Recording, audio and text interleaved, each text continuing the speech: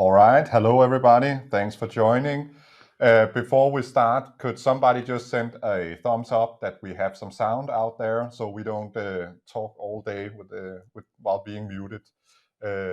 While we just get the confirmation, I'll do some introduction. My name is Björn. I'm from 2021 AI. I'm the sales director. And with me today, I have I'm Alan. I'm a co-founder of GTL. Thanks for joining us this morning. Great. So Alan will be back later talking how do we actually get started with AI. Here at 2021, which I represent, we're an AI tech company. So we build a technology enabling AI, but to get AI out into your supply chains, you need an implementation partner. This is why Alan is joining us today. Alan is representing Green Tech Logistics, which is one of our implementations partners. Green Tech Logistics has specialized in the logistic and transportation sector. So Alan will be back later on how they approach these projects. Thank you. Great. So on today's agenda and program, we have a few things we'll go through. We'll go through some examples on how AI has already been implemented at certain companies. I like to show that it's out there, that it's something we can feel, that we can see the results. So that will be the first part. Alan will be back about some of the challenges of implementing AI and how to get success with it, which is how is GTL, Green Tech Logistics, approaching these AI projects. There will be a Q&A session at the end, but feel free to ask questions throughout the webinar. Some of them will pick up, others will wait and take at the end. But please use the chat so we also get some feedback from you sitting, listening in. If you want to take contact to us, our info is here and they will also be at the end. You will also get the slides sent in an email afterwards, so no need to take screenshots. Great. Let's talk a bit about why AI and supply chain. Why is everybody talking AI? But more, why is this a good thing? Why is this a good match in a supply chain company, in a logistics company? Basically, a lot of industries can gain a lot of advantages out of AI. So the first example we're going to talk about today is a company you probably all know, which is Maersk Tankers. The interesting part here is how can we actually use prediction to get our ships in line and sail the optimal route. That's what AI is really good at. It's good at taking a lot of parameters and it's good at recalculating a lot of stuff all the time. We as humans would never be able to do the same as AI is doing here. So AI is really good when we have a lot of data, we have a lot of parameters. So if we look at Maersk, what we wanted to do here was to predict every market combined with more than 600 ports. So just taking 20 markets and 600 ports, that gives a lot of combinations. On top of that, we put in data like fuel prices, weather data, GPS positioning of ships, also the speed they were sailing at. And we forecast every port what would be the goods that needs to be moved when arriving at. So a lot of things go into an AI model like this. Maersk is what they're doing is they're constantly calculating a rolling 13-week forecast. So what we want to do here is use AI to give us the optimal route for every ship at every time. So in this scenario we're looking at here, the ship starts somewhere up in Scandinavia, I think, and it has to go to the north tip of Africa and then to South America. So what the AI model is actually suggesting here is instead of fueling up in one country, actually sail a bit further because there the fuel bunker grade is cheaper. So we're calculating, okay, are we going to be at the final destination still at time? Could we sail a bit longer and then fill up at a cheaper rate? This seems like a pretty simple example that probably you and I could calculate anyway. But if we look at the amount of ports and ships in position here, and think about that we recalculate this all the time, you start to get the point on why do we want something like AI actually doing these calculations, these predictions. So in some scenarios, we actually tell the ship to slow down. Why do we want that? Well, we predict we will still be there in time, but slowing down a ship is something that really has some fuel saving.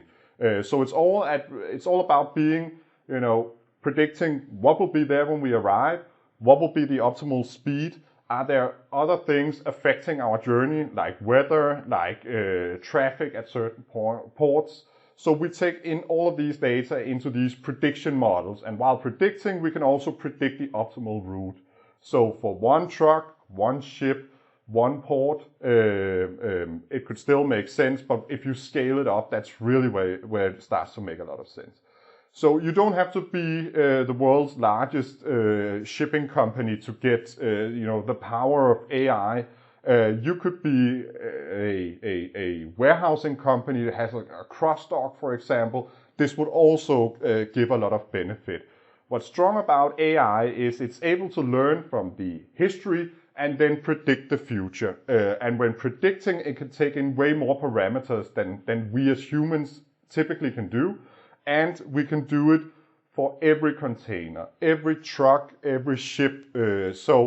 Typically we just do as usual, where AI will recalculate constantly all the time. So this was one example of a client who actually got a lot out of their AI project. And if we look at the results, they're coming up here. If we look at the results, it's actually a 15% saving in the bunker. Sorry, I'm having trouble with my clicker here. We're actually saving around 15% on the bunker fuel. So a huge saving. If you calculate this out on how many ships there are and how much they burn every day, it's a huge saving. So with AI, we can get a percentage here, a percentage there, and that is basically what we want to chase here. It's one big model won't fix an entire supply chain or a logistics company, but multiple actions around the company. So having a more accurate forecast, having a more accurate route planning, that's what you'll gain with AI. And that's what the possibilities are at the moment, is to go in and strengthen these things. So if we look at a full supply chain, sorry, my clicker has gone out again. If we look at a full supply chain or an overview of a supply chain here is a very simplified overview, but I'll give you some examples on what has the gain been for each of these points. We work with a container terminal. Container terminals are very interesting because they've been doing the same thing for 40, 50 years.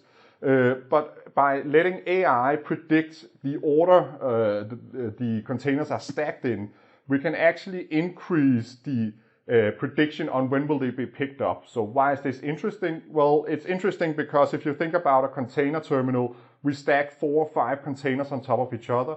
So if we need to get the one at the bottom, we need to shuffle around a lot of containers. This shuffling costs a lot of money. So by predicting when will a container be picked up, that's where we use the AI model, we can actually reduce the shuffle moves. So we reduce it around 27%. And we run with around 33% accuracy. So accuracy is a dangerous thing to talk about in the AI world, but if you're wondering how accurate a human is, it's around 4 to 6%. So if a human had to guess in which order a container will be picked up, they have an accuracy of 4 to 6%. An AI model is around 27%. So we 33%. So we reduce the shuffle moves with around 33%. So a lot of savings in the shuffling, and this goes once again for a cross-dock, warehouse. If you think about, we've all been working with FIFO, for example, and these kind of things. But with AI, we can actually predict very accurately when will things be picked up. If we go further into the supply chain here, we can also see a smaller fleet. We've been doing route optimization for companies where we can see that, well, actually, if we optimize how we pack the trucks, how we pack the cars, how we pack the ships, we can actually reduce the fleet quite a bit. Once again, if we also position things in the right order, in the right place, we can also get faster pickup times. We see this in warehouses. We've been working with some logistics companies where if we let an AI model predict the order of filling the warehouse, we can actually gain a lot of savings on the pickup time. When it comes to the fuel reduction, you just saw the example from Maersk. Next up, we've actually tried to run an AI manufacturing company as well, where we took one of the manufacturing lines and let an AI model set the parameters. So what speed do we want the belt to run, temperature, all of these things. If you think about a production line, you have a crazy amount of parameters you can actually adjust. By letting an AI model adjust these parameters, we can set the optimal setting at all times. So we run it as the perfect batch at all time. And on the same equipment, we actually gained more than 11% higher operational efficiency. So it's not only in what you're transporting, it can also be in what you're producing. We can also see a big reduction in CO2. We see it in the container terminals where if we shuffle less containers, we save CO2, but we can also see it with the ships. If we can go down a few knots in speed, we also save a lot of CO2 because speed is expensive on the fuel account. Finally, we actually also use AI for the order entry. A lot of the companies joining us in today and sitting, listening in here, they will have a lot of manual order entry where they, get a quote on email or it's coming in via an EDI, and then they need to do something with it before it can actually be run through their order flow. So AI can also be something that can fix some of these manual tasks like the order entry, like what documents do I need to attach to an order. All of these things can also be the trivial things we do over and over and over.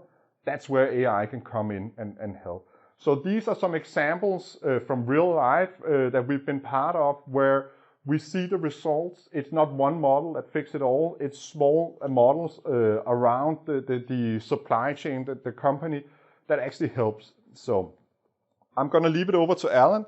Alan will talk a bit more about how to get started with this. Great. Thank you very much, Bjorn. Sorry for the silence. I just needed to find the clicker. So I think it's very important that we begin to focus a little bit on what your journey could look like into AI and into logistics and the supply chain. Bjorn very accurately described a number of very excellent results they got from each part of the value chain and supply chain that's there.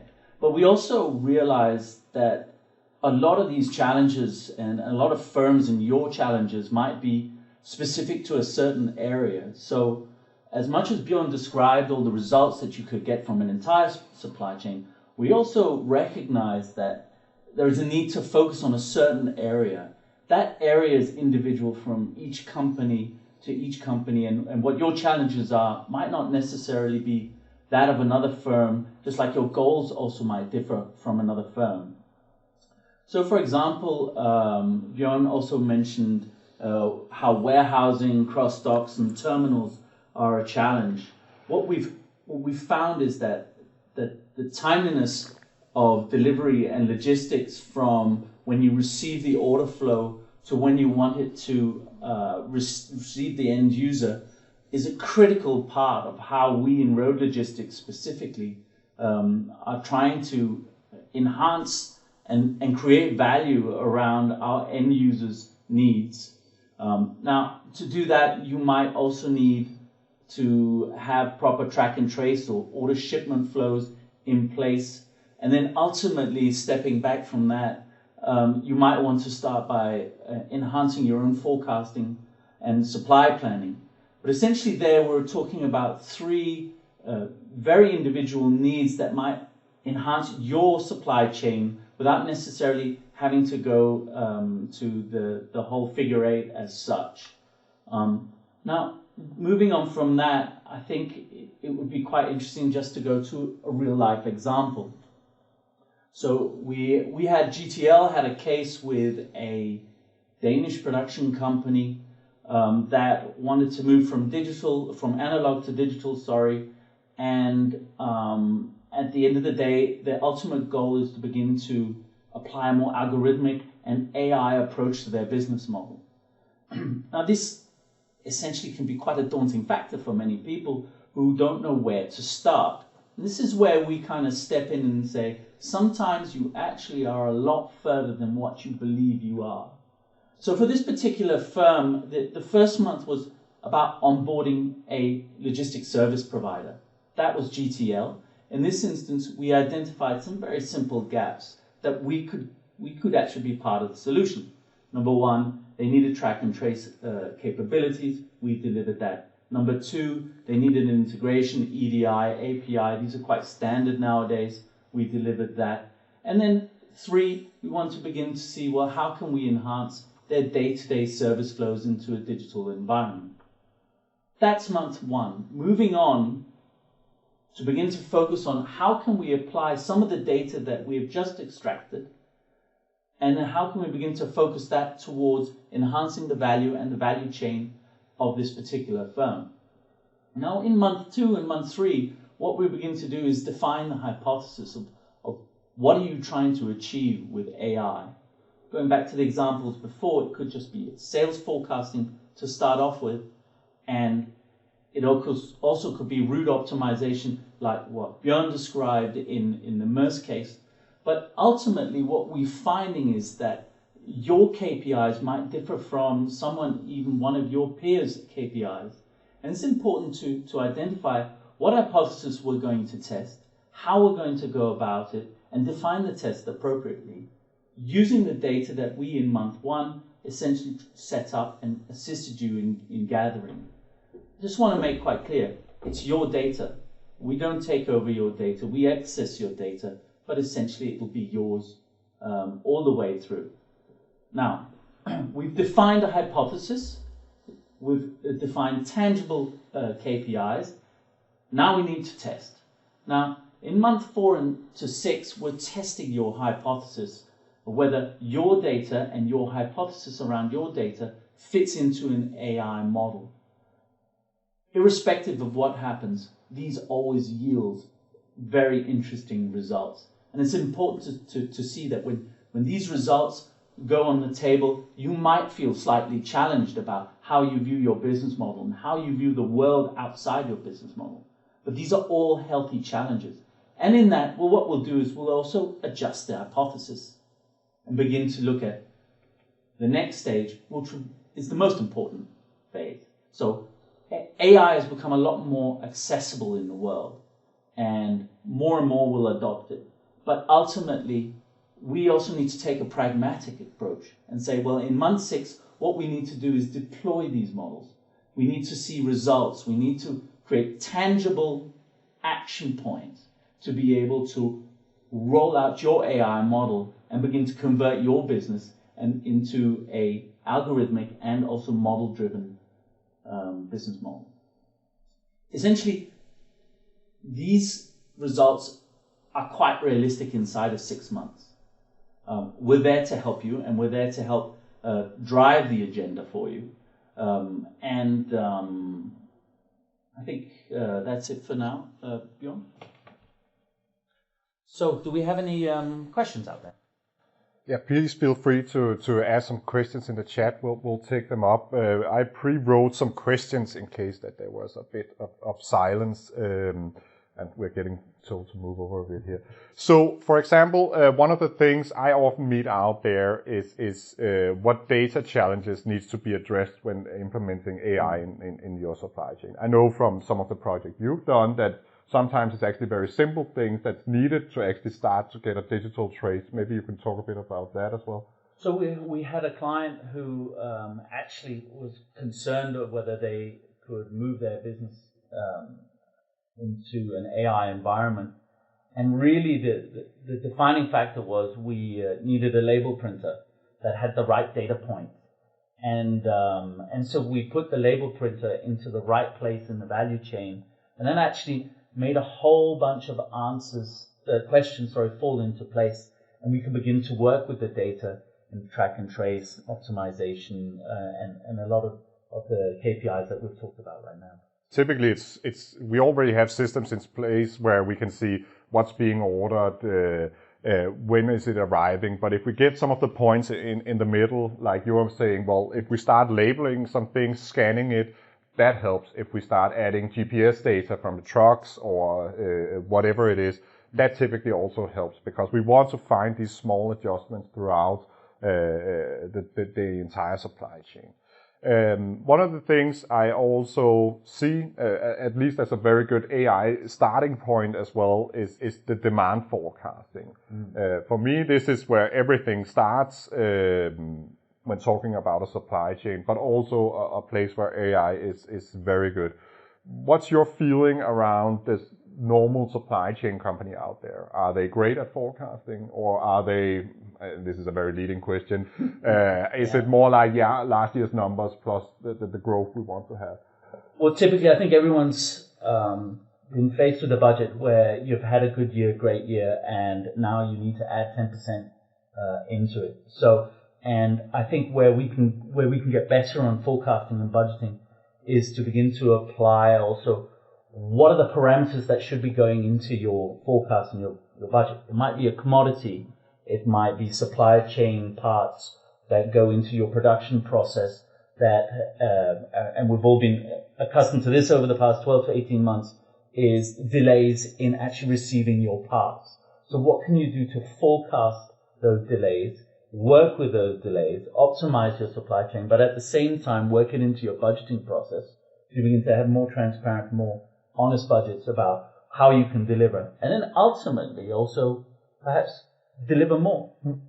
Yeah, and we recently handed over some results of we were testing out if, well, could we tell something more accurate than the salespeople in the company. So we actually took all of their opportunities and had an AI model try to predict whether if they'll win or lose them. So this gave us way more accuracy than what was previously put into the system.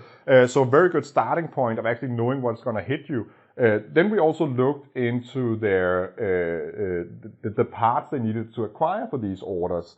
And by looking if they were trending upwards and downwards in the global market, we could actually very early also detect if this was going to be a risk component. So I think there's a lot of things to gain from actually increasing the forecast. And forecasting is just something where we have to admit AI is just better than us persons, because it doesn't take in the gut feeling and these kind of things. It's way more fact-based, and it can take in a bigger data set, readjust constantly. So I think the forecasting is something that's very keen to me in this part of the world. And actually also, just if I can just step in, it's a great way to see how results from AI, you can see the yields, and you can also begin to work towards the yield, even if it's just one particular data point that we want to focus on. Yeah. All right. Final question, unless some questions are coming in here. I can't see anyone right now. So, but the predictive maintenance, this is also something we've seen, is that one of the things that can really affect the supply chain is a truck, ship, something being taken out of the production we were expecting. I know from, for example, windmills, they do vibration detection. So they can actually pretty early on tell with AI if a windmill is going to break down. Because in the windmill example, we need to get a ship out there. We need to book a crane. A lot of things goes on. So having this knowledge early on is very important. What's your thoughts around this? I know we can also pull in a lot of data from trucks, for example, these days. Yeah, and nothing is worse than a disrupted supply chain, right? And I think we've seen a lot of the effects on that from the forecasting perspective, but also how do you begin to work with, because disruptions such as breakdowns, traffic jams, congestion, these are all things that we know are there, but how do we begin to work with them, and how do we begin to work with them in an AI perspective, is by bringing in the parameters that we couldn't as human beings begin to work with on a daily basis, on a pragmatic basis. And that's where we just have to, like you said before, admit that algorithms and AI just works better. So we should get them working for us, right, and with us along that way. Yeah, and it's not like you have to switch out every truck, every ship, every thing you have in the yard right now. Typically, there's a lot of signals to be pulled out just from your GPS system that is already in place. These data is typically they're there. Yeah. We just need to use them. And I feel like we as companies, we've been gathering data since, early 90s. We started storing everything we did. And now is actually the time to learn from those data and start predicting. That's what AI can help us with. Bring all these data together and start predicting, seeing the patterns in what is happening, what seasonality. And when we talk seasonality with AI, we can talk hours throughout the day and not just a quarter, half year. So. And actually, you'll be introduce more agility if your data begins to yield different results. You can also adapt quite quickly as well, and not just be reactive, but a little bit more proactive as well. All right. So I think we'll wrap up here. We will reach out to you individually afterwards. So thanks for signing up. You will get the presentation and the video sent. So if there's anything. And as a final point, here is our contact info. So if anybody's sitting out there thinking, well, can it do this? Can it help me here? Reach out to me and or Alan, and we will be glad to talk to you guys. So thanks for signing up, for joining, and thank you. Have a good day. Yeah, have a great day. Thanks. Thanks.